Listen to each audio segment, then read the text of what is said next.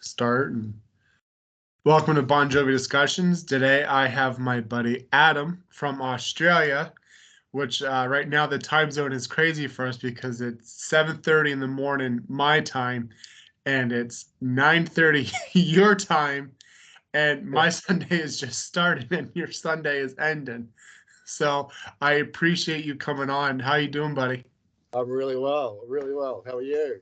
I'm doing good. I'm doing good. I'm glad to finally have. I know we've been trying to get you on in the last year, and it's just both our, especially with the time difference, is just so crazy, and Yeah, finally happened. that's So it. Exactly. We've been Twitter friends for years, I and know. the first time we spoke. So yeah, Yeah, this is great. So I always start my podcast episode with how you became a Bon Jovi fan. I'm showing my age. I've been a fan since the beginning. Wow. 84.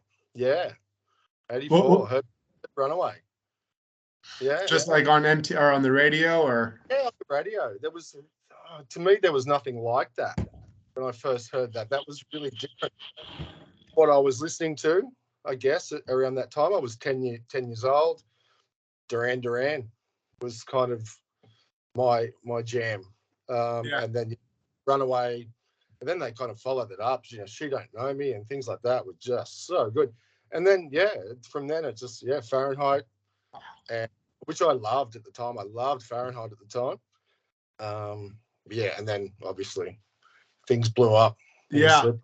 What So, what what was your reaction, seeing, the debut come out, then seeing the 7800 come out, and the band was on the radar, but they weren't like setting the world on fire. But then yeah, Slippery comes out, and it's just they're the biggest band in the world. I mean, what was that transition like for you to see as a? I loved it, and it was more. I was happy for them, but I was like, hey, I've been trying to tell people about this band for 2 or 3 years, Yeah, and then finally happened. I was like, yeah, I told you so. So yeah. In that was 86, you can puff your chest up and say, "This is yeah, my band." that's right. That's exactly what happened. So Yeah. yeah, Yeah, it must have been amazing to be able to start right from the beginning as a fan up until, I've been a fan since 2000. And so just yeah, to see them grow from 2000 to 2023 is incredible. It's, 23 years there. But I mean, yeah. you've been there for 40 years, Nearly So 30 it's years. just, it's crazy. Yeah. That's what everybody knows me for. All my friends, everybody that knows me knows that I'm a Bon Jovi fan. What's your So, favorite song of all time? Wanted. Wanted? Oh, okay. Wanted is my favorite song. Yeah. I know it's one of their big songs, but yeah, there's something special about that. That's a great song. I am probably the only person in the entire world, and a lot of people want to hit me for saying this, but I think Wanted is probably the most overrated, overplayed songs. There's only 3, 4 Bon Jovi songs I don't like. Yes. Wanted is like this close to being on that list. It's a decent song, but like I said, it's very close to being a song I don't like. Now, Yeah. if you say this Left Feels Right version, I say I love it. I It's don't know. It's just one of those songs I don't. It's like last year on the tour when the band didn't do it for a couple shows, and like there was like this huge social media uproar. They didn't do Wanted. I was like, I'm glad they didn't. But like I said, I'm like the only person because I know how well loved that song is, and so. yeah. But it's funny to say that because I actually like playing the song on guitar. Oh, there you go. Which reminds me, That's so show everybody what you have beside you because I thought this was extremely cool and I asked if you could show this during the podcast. This is something that one of a kind. It was made for me by a very close friend of mine. It's a very old bass guitar. I don't know if you can see that. Yeah. That she's painted. Yeah. That is beautiful. Yeah. So that hangs in my living room, pride and place, next to my Richie Sambora guitar. So yeah. Yeah. That is awesome, man. Very nice. Yeah. It's very nice. It's a nice talking point when people walk into the house. Yeah, So and it's it's what I'm looking for here. It's a collector's piece because you're a player and you're also a huge Bon Jovi fan. So absolutely, yeah. let's get into our fun topic today, and this So, is something I've been really looking forward to doing. If you could be a fly on the wall, which album would you pick to be in the studio for? yeah, it's that's From not it. from the band writing, Yeah, recording demos, finalizing it, production, everything. Which album would you pick? I'd have to go with my favorite, which is New Jersey. New I think Jersey? Okay. I'd have to go with New Jersey. Yeah, Okay. And we're going to talk about both of ours here. I would say, for me, it's going to be Keep the Faith. Now, I did a Twitter post the other day, and reading a lot of the comments under it, a lot of people did pick New Jersey, which I thought was kind of cool. I thought a lot of people were going to say like Slippery or These Days, which a lot of people did pick These Days as well. But New Jersey is like one of like the biggest favorites a lot of people had picked. So we'll yeah, start off. We'll start off with yours. We'll start talking about like being in the studio for New Jersey. And what I think the biggest thing for me, being able to see New Jersey, would be seeing the band. We kind of talked about this with you becoming a fan in the beginning. mhm, Debut in 7800, they were just getting on the radar. They were nothing big, but people were starting to hear them and stuff.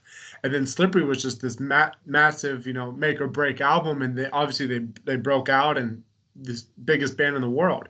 And so 86 and 87, biggest album, biggest tour, and they're just setting the world on fire. But the critics and the media were like, well, can they do another successful album? And so the band had to go back in the studio, and I think they had to have more hunger for success than they did in the other three albums. They had to prove that they weren't just a one-hit wonder, that um, they could still be successful. And obviously, we know what New Jersey is today. I mean, you had these 5, 6 massive, huge songs and massive world tour that just took 2.5 years. mm, yeah, You yeah. know, so this is your album, but I want to let you talk about why you picked New I Jersey. Well, yeah, like I said, obviously it's my favorite Bon Jovi album. But I think the fact that they came off the road and pretty much straight into the studio, I think they would have been really, really tight, and I think that would have been amazing to see. I I love the the songwriting, John and Richie's songwriting, and even those little things they tried differently, like Ride Cowboy Ride and Love for Sale. That would have been amazing to be able to see. Oh yeah, That be recorded, I think, would have been amazing. yeah. Um, They did that in a hotel room just with a tape recorder. There's a lot of and I wish we could have heard more. Hopefully, maybe one day we get them in the future. But they did. John and Richie did a lot of demos. Being in a room together, just John Ritchie, two guitars, a tape recorder, and they would do all these yeah, songs acoustic. Ride Cowboy Ride was one of them. One that I wish that we could have heard. How's it go? It's in the Access All Areas documentary. I know what you're going to say. I know exactly what you're going to say. Yeah, and I'm trying to think of the. Called, called Fighter for Love.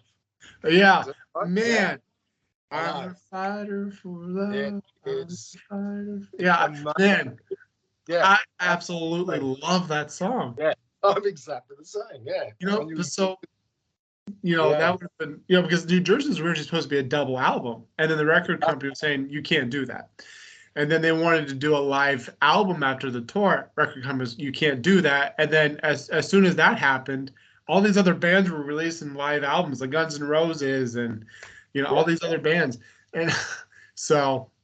But yeah, so I love Ride Cowboy Ride, and I'm glad they yeah, kind of put it in the album flow as to where you had that track 8, and then it goes right into track 9, which is "Stick to Your Guns." It has that beautiful yeah, acoustic transition into the boom boom boom, and yeah, yeah. Um, yeah, I love that. I think that whole. I think I heard John say the other day that he would only change a couple of songs. I think he said he'd move "I'll Be There for You" to where "Living in Sin" was, because he was saying that they were the singles, and "I'll Be There for yeah, You" would put it at the end. And he said everything else is perfect. So yeah. yeah, I've always kind of wondered that too. It's kind of strange because in the beginning that you have Lay Your Hands on Me, Bad Medicine, Born to Be My Baby, Living in Sin. Blood on Blood was kind of back and forth. It's become a fan favorite, but it wasn't that successful as a single compared to the Yeah, others. yeah. But I could see putting I'll Be There For You in track 5, Blood on 6, and then the rest of the album are just deep tracks. But Mm-hmm. one thing you mentioned, the love that John has had for 99 in the Shade lately. On the Sirius XM, he really praised that one. He posted something the other day, with 99 in the Shade and stuff. Yeah, So yeah, that exactly. was like one I was like, kind of was like, Yeah, you remember what that song is? You know? yeah, true. It's a good fun song. It's a good party song and stuff. So, Mhm. um, I think you mentioned "Lay Your Hands on Me." Like the intro would have been amazing to see them record. Yeah. One of my favorite tracks on New Jersey is "Homebound Train," um, and that's because of my love of Richie Sambora. I Yeah. think I would have loved to have seen him record the guitar tracks on that song. That Oh, would just be absolutely. so Yeah. yeah. Uh, Um, I want to go back to two songs too, real quick. One, "I'll Be There For You." That's probably so. You mentioned "Homebound Train's" your favorite. I would say "I'll Be There For You" is probably my favorite on the album, yeah, along with "Bad Medicine." They're both hits, obviously, but yeah, I would have loved. I think one of the most beautiful verses that they've ever done was "My hands are dirty, but I wanted to be your Valentine. When you get drunk, I'll be the wine." yeah, Seeing them be able to come up with those lines and then being able to see them work at how they're going to deliver those lines, and obviously we know the delivery of how they do those lines, it hits you right in the gut, or in the yeah, heart. um, yeah, and so I think if I had to pick one thing to see from that album, it would have been those two lines being written, figuring out how to deliver those lines, and then finally finding that delivery. And I mean, it's amazing, and the whole band just come together beautifully on that too, yeah, especially yeah. with Tico on the drums. Yeah, he's a bit of a standout on that album. I think he does a really good job. So Yeah. I um, think you and I spoke before about how good John and Richie sound on "I'll Be There For You." The harmony between the two. Oh yeah, Yeah, that's another good I point think too. that would have been phenomenal to be in that room. Like I get goosebumps when I hear it. Imagine being there. Oh, So I know. And I would love to hear demos of "I'll Be There." yeah, yeah, Like absolutely. rough cuts and stuff like that. Because the 2014 box that we got, I'm trying. It's still 7:30 in the morning for me, but we got a few demos. Yeah, Like "Born to Be My Baby," for example. That was John meant for that to be an acoustic song at yes, first. yeah, And the record company was, no, it's got to be this. Well, the record company was kind of right on this one. I think "Born to Be My Baby" acoustic wouldn't have been as big as um, the original version. Although yeah. I love the acoustic version. Yes, it is good. I don't think it may have would have been a single if it was acoustic. You don't know. So Yeah, I mean, obviously this, the record company were trying to get, they wanted something upbeat. So yeah. Well, the thing is, too, is how do I want to say this? At the time, like obviously, they were John Ritchie were praised for doing that acoustic thing that they did. They did it in 1987 with "Wanted" and "Prayer" acoustic, yeah, and it sparked all this, phenomenon. But would it, like you said, would that acoustic version done any well still? Because we're in the late '80s here. A lot of that music was either really poppy with different artists, like Duran Duran, um, or you had your hair bands. And hair yes, bands, they were known for their electrifying guitars and ballads and stuff like that. So a lot of artists weren't putting out acoustic songs. But at the same token, too, Bon Jovi was definitely a different phenomenon than all the other hair bands. They stuck out. Hence having a keyboard player. You know, yeah, exactly. so Very and true. I think having a keyboard player really added to their success. And for them to stand out. Definitely. Yeah, you're right. They looked like all the other bands out there. But yeah, they were doing stuff. They were doing different things. So Yeah. And then Lay Your Hands on Me, you mentioned, I think it would have been cool to be in the studio to have been able to see Tico and David work together on doing that boom, boom, boom, yeah, boom. yeah, And then and obviously Richie comes in here, like just to see them in a room together, like, coming up with this big build up, you know? I mean, that would have been incredible. yeah. That the volume would have been Yeah. up to that day. So And you know what? I bet you with some of these songs too, especially Lay Your Hands on Me, Bad Medicine, I bet you the band looked at each other in the studio and said, "We're gonna have a fucking kick-ass album." I yeah, I think guarantee you they said that, you yeah, know? I agree. They knew, yeah, they Yeah. knew that. So. What's And your like you favorite? said earlier, What's they that? didn't. You were saying that they had a point to prove, and so yeah, Yeah. that New Jersey attitude. Yeah. Yeah. Yeah, And New Jersey was this huge, I think, Slippery and New Jersey will probably be the band's biggest albums of all time. And that's what they'll be known for. And yeah. What's your favorite outtake from New Jersey? Lovers War Love by is far. War is great. That Love one's that. grown on me. Love is War. Okay, yeah, yeah. I, I first heard it. I think it was on the B side of Living in Sin. Okay. Was the first time that I heard it. A cassette uh, in '88 or '89, whenever it was the single was released, and yeah, just I fell in love with that song from the start, and I still listen to it. I really like it. I think it should have been on the album. Yeah, that's But right. I forgot that on some of the singles that it was put as a B-side, which yeah, that's why, a side note here, that's why I love collecting the singles and stuff. And even me as a kid in 2000, they were still coming out. You'd buy the single and you'd get like a live track, you'd get a demo, or you'd get a outtake, you know? So, love it. That's yeah. yeah. There's, My favorite would be, I have two. Does anybody really fall in love anymore? yeah, And Now and Forever.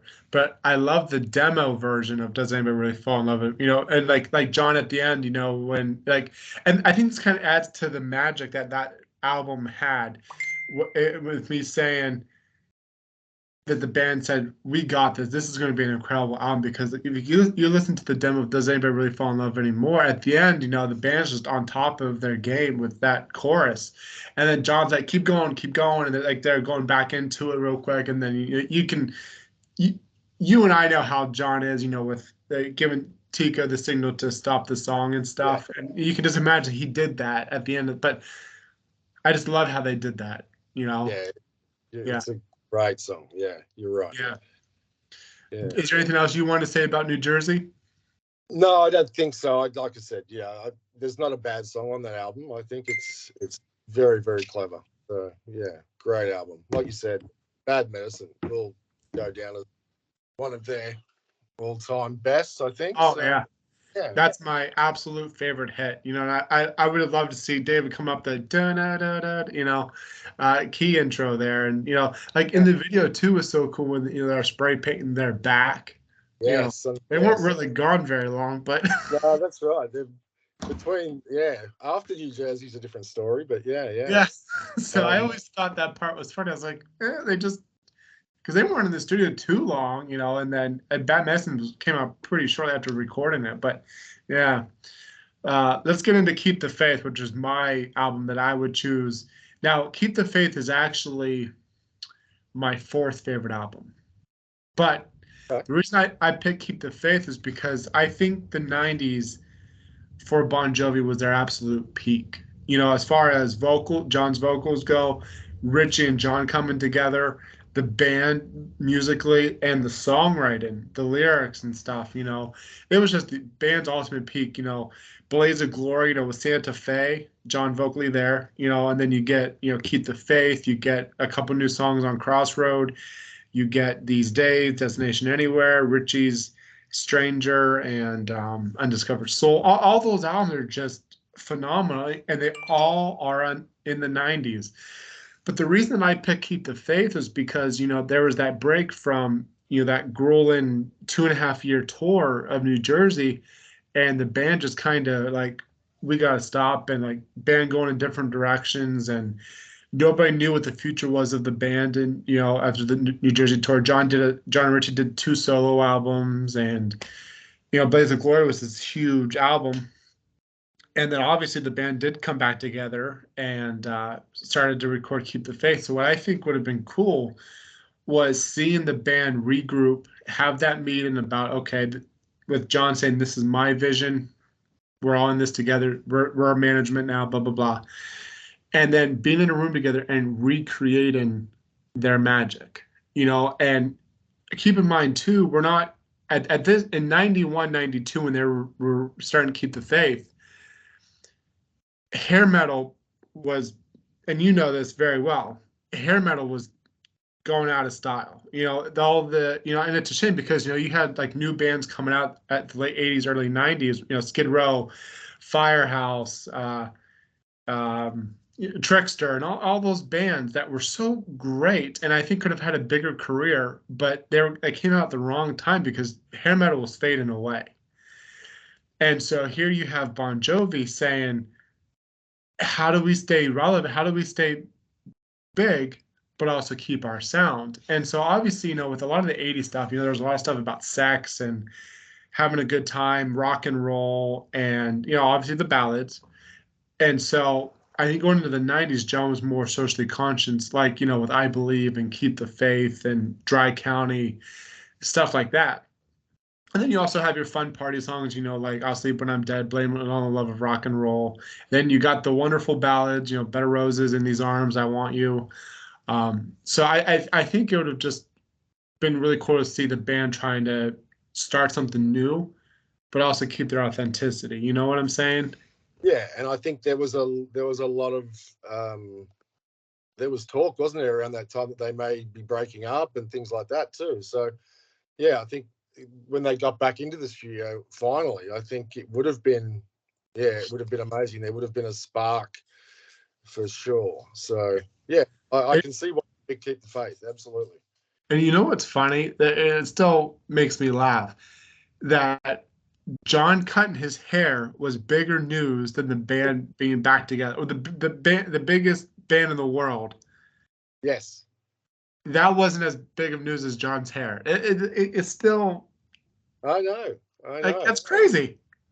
And But I remember that too. That's how it was. It's yeah. exactly how. Yeah. Now, my ultimate favorite song on the album, and if I could pick one song to be in the studio for to see them do, would be I Want You. I think, and this says it for the whole album. John's vocals were just out of this world, and I think that's what made a lot of these songs great, like In These Arms and Bed of Roses, I Want You.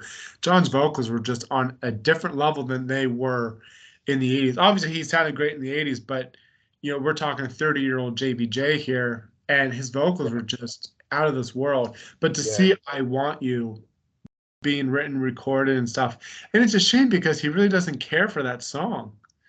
And No, I don't think I've ever heard him play it live. I've never seen it live. Yeah. he's done it twice.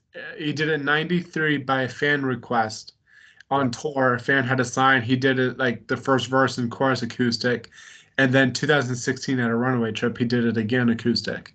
But I actually I've actually asked him about that song, and he said he doesn't care for it much. He didn't think much of it. I'm like, it's like one of the most incredible ballads he's written. Yeah, it's great And stuff. yeah, and I don't know. It's like when he went when they did the Keep the Faith review.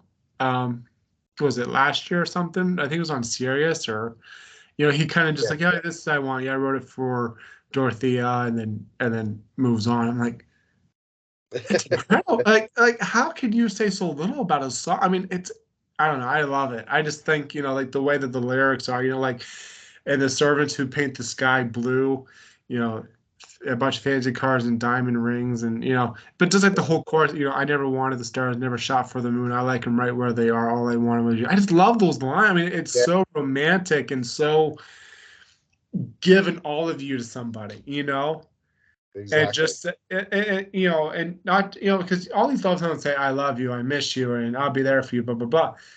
But you don't never hear people say I want you, And so I think maybe I'm just crazy and I'm propping this song up on such a pedestal here, but I just think it's just It's a phenomenal song.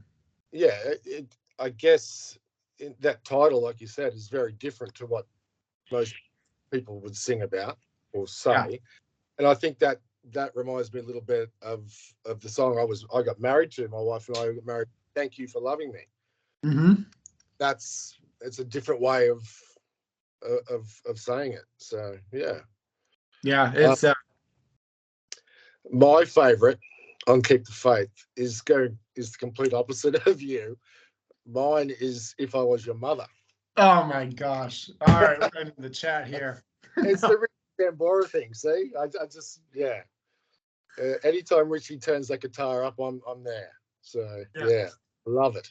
If I was your mother is such a and I think kind of goes back to my thing about where music was in the early 90s. It was that grunge. And I think that's I think that's the only reason that song made the album, because it's more grungy and it's heavier and it's definitely the standout song in the rest of the album. Because it's a heavier song, and obviously John had said in the Keep the Faith VHS that it's about some obsessed person who wants to be as close, and you can't get closer to somebody than being their mother, and just um but yeah, I think that was their we're still relevant type song, trying Definitely. to stay with the times a little bit. Yeah. But I like the song. I'll listen to it once in a while. But I think that should have been taken off the album and replaced with Radio Saved My Life Tonight or Starting All Right. Over Again. Yep. Yep. Well, see, yeah. The Australian version of Keep the Faith, which I still have, the original CD, had Starting All Over Again, Save a Prayer, Yeah. and I love Save a Prayer. That's a great song. I love John's vocals on that. So, and I think a lot of people didn't hear that song for a long time because it wasn't on the album officially. I think it did. The Yeah. album ended with Starting All Over Again. No, in the standard version. So we always in America we get gypped from Yes. cool albums because in America the standard version is considered the American version, which ends with a little bit of soul. A lot of international copies have the bonus track "Save a Prayer," and then Yes. I know Australia was one that got started all over again and all that. But That's here right. we didn't get either of those. Yeah. Yeah. Yeah. Save a Prayer. Great. I just I love a little bit of soul. Yeah, I just don't know. I don't know. I guess it could be. Yeah. I just don't imagine it as the last song on the album, and it's probably because I'm not used to it being the last song. yeah, I've always had Starting All Over Again was the last track for me. So yeah. yeah. I think a little bit of soul is a good way to end the album. We kind of go back to New Jersey a little bit here. Love for Sale was a fun acoustic album. The band coming together and playing, Love for Sale. And that was on every copy in the world. Love for Sale is Yes. the last song. And and then they did it again with Keep the Faith with a little bit of soul, and then These Days with Diamond Ring. Hmm.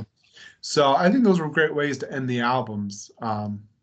But another song that I wanted to talk about for Keep the Faith was Bed of Roses. So that was more, you know the story how that song came about. John was what was he doing? I think he was doing something for Blaze of Glory. Like in a award or something, and Yeah. he was Yes. in a hotel room and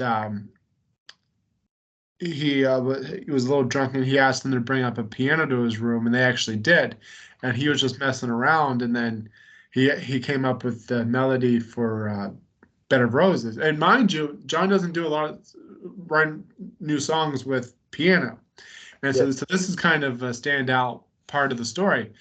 And sitting here wasting a mood at this old piano, trying hard to capture the then he adds the vodka line.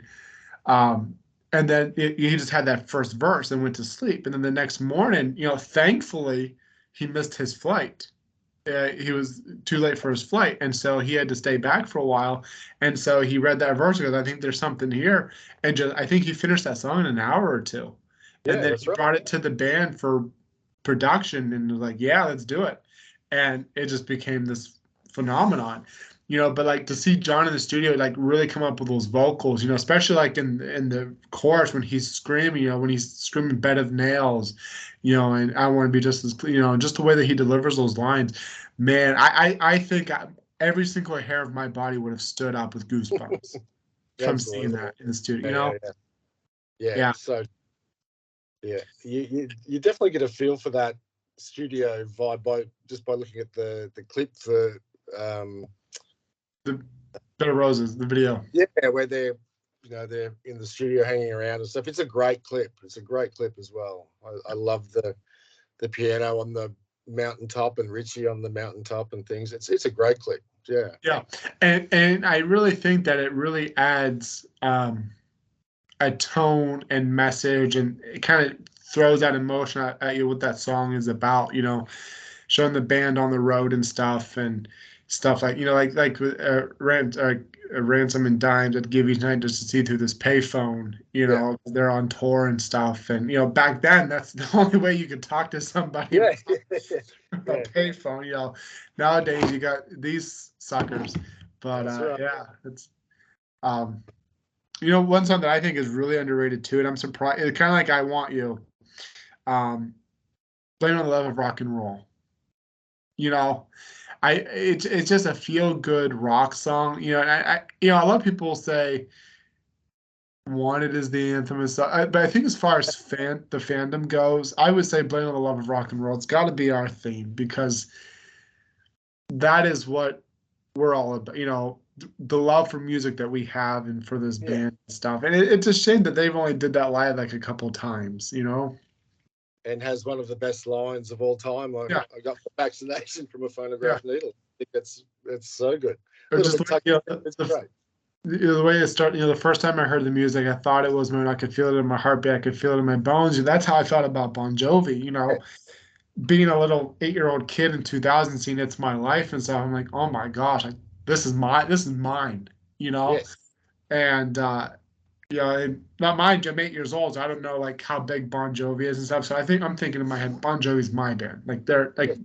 nobody likes them as much as me. And then I get older and like I know all these different fans around the world and but it's crazy because like I said, that first verse of the song really explains it for us how we feel about the band, and John to kind of say, and you can kind of tell John was talking about his influences in music, the Beatles and Elvis and all these, inspirations for him. And then there are inspiration. That's right. Yeah. Yeah. This full circle. It's got a very Stones kind of vibe to it as well, doesn't it? So Yeah. yeah. Yeah. No. I had never thought of it that way, but I think you're very right. I Yeah. think it's a great anthem for the fans. I like it.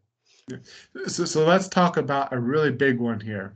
Let's talk about Dry County because that guitar solo that Richie does is probably one of his best work of all time. Especially live. And it's like one of the toughest solos, and he makes it look so easy. And you and I are both guitar players, and we know it is not easy at all to play that. No, he does make it look effortless. There's no doubt, and it's a long solo. Oh yeah. It's very impressive. I think one of the best solos, and he's got some great solos. But yeah, that's definitely up there. That'd be top 5, I think, for me, Yeah. for sure. And, and that solo kind of just proves how committed and dedicated they were to the album because you have Richie here coming up with this, and you wonder how long it took him to come up with all these notes and stuff. And just to be able to sit there and see him come up with this incredible solo, that I couldn't imagine I've been able to see that. Yeah. I was lucky enough to meet Richie a few years ago when he was in Australia, with Orianthi, and I was actually selling merchandise. So I was selling the T-shirts on the night, a very small venue, and I was able to actually see them doing sound check, Oh my gosh. which was I had to sit down on the floor. It was unbelievable, and he was actually asking me, you know, how does this sound? You know, should we do this? Should we do that? Yeah, it was that was amazing. So yeah, to be able to see him doing soundtrack was very cool in a very small venue. It was Yeah. amazing. And to be able to see Richie in a different, and it's a shame because I've never seen Richie solo, and I really, really, the two shows that I was going to go to on the Aftermath tour and the RSO, both shows got canceled, and Yes. I've never been able to see them. So next tour that he does, whenever he decides to release that album, I'd love to go see that. But I mean, well, a side note here, what was that solo show like for you? That first one was amazing. It was amazing. It would have been the Aftermath tour.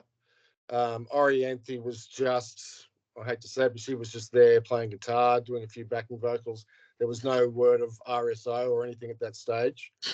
It was really tight. Luke Eben was on the keyboards and stuff. They were really, really good. Yeah.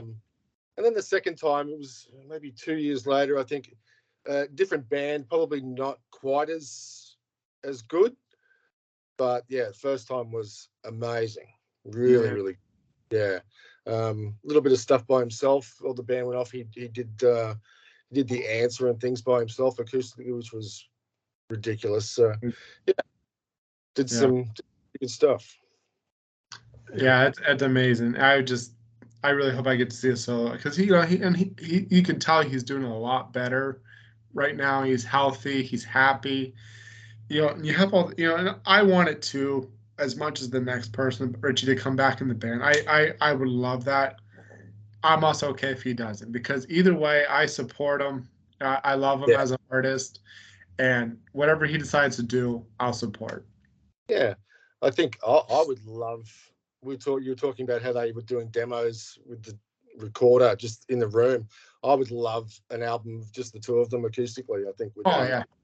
that would be my dream. I think, yeah. Hmm. We Yeah, can get that full acoustic version of "Fighter of for Love." yeah, exactly. Like Yeah, that song would have been so cool. I Even think, just the way that they did, and I'm surprised it made access. I'm glad it did, so we know about it.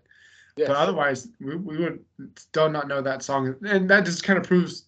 I'm going all over the room here, but that just kind of proves how many songs are in these vaults that we have not heard yet. You know? we should. We will, Yeah, won't we? Very soon. yeah. I, Before, oh, go ahead. no, I was going to say this box set they're talking about coming out next year for the anniversary. I think it's going to be really, really good. I know I can't. So, They've been working on it for the last 2 3 years, so it's yeah, got to be something great. yeah, So, it will be. um, It will be. anything else you wanted to say about Keep the Faith? No, great album, like you said. It was just great for them to be back. I was actually worried that we would never see another Bon Jovi album. So it was Yeah, great they were back, and the fact that it was so good as well. And the first single, "Keep the Faith," was just huge. And again, it was different. There was nothing like it on the radio at the time. So yeah, that's why it stood out. yeah. I'm not Keep the Faith is probably like my least favorite on the album. It's a decent song. I actually like it more live, but yeah, I like it. Um, but the intro, I believe it's such a good way to start the album too. With that distorted guitar, and it's slowly coming in, and then that riff, bam, bam, bam, bam, bam, bam, and then Tico coming, and then it's this full force band in motion, John screaming in the background, and then. Um, this is a great way to start the album, I think. Really, really good song too. Yeah, it's a great song. Yeah, and it does well live too, especially as an song opener, It which does. I Yeah. fear we'll never get to see again. That's a song I'd love to see again live. Yeah. Actually, I don't think I've ever seen it live. I think I have. I think I have once. Yeah. He does it. They do it more international shows than they do in America. I don't know if he's actually ever done it in America. A few times he's done it in America, but very Yeah. rare. Obviously, during Keep the Faith tour he did, but like Yeah. recent tours, in the last few tours, he hasn't. Yeah. But yeah. Anyway, I want to make another note too, just about different albums too, because people on Twitter brought up a lot of really good points. And one thing I wanted to kind of say was the debut album. And what I think would be great about the debut album, a lot of other people said this too, seeing the band come together for the first time and try, and obviously you can tell with the debut album 7800, they were trying to find their sound and trying to find, okay, what works, let's try this, let's try that, let's see what's successful. But seeing this band, five guys, there were some other musicians that came in, that's not really a secret, but these five guys coming together and making these songs for the first time together and just seeing their creativity come to life. That I think that would have been pretty cool. Absolutely. That's history. So Yeah. definitely. Yeah. Yeah. No, I think there was some really good. You're right. There's some good answers on your feed, the Twitter feed. Yeah. I don't want to call anybody out here, but I feel like the comments were just so good. Just want to take a quick peek at, obviously I can't read all of them because there's quite a bit here, but yeah. Let's see here. Yeah, we got over. Yeah, so Mr. Bluesman, he's keep the faith. Tina, she would say these days, or keep the faith New Jersey. Danny said 2020. 2020 would have been really good because of I'm drawing a blank here. Seeing them all in a studio again, and I checked out the studio that they were in, not when they were there, but after. Yep. Ocean Way Studios in Nashville, and it's a beautiful old church style, but it's a recording studio, and it would have been really cool to see them in a circle together creating these songs for 2020. Yeah. Obviously, they wrote some new songs later on during the pandemic. Polo says New Jersey. Eileen agrees to keep the faith. James, Billy Hunt, who's all, everybody here is awesome.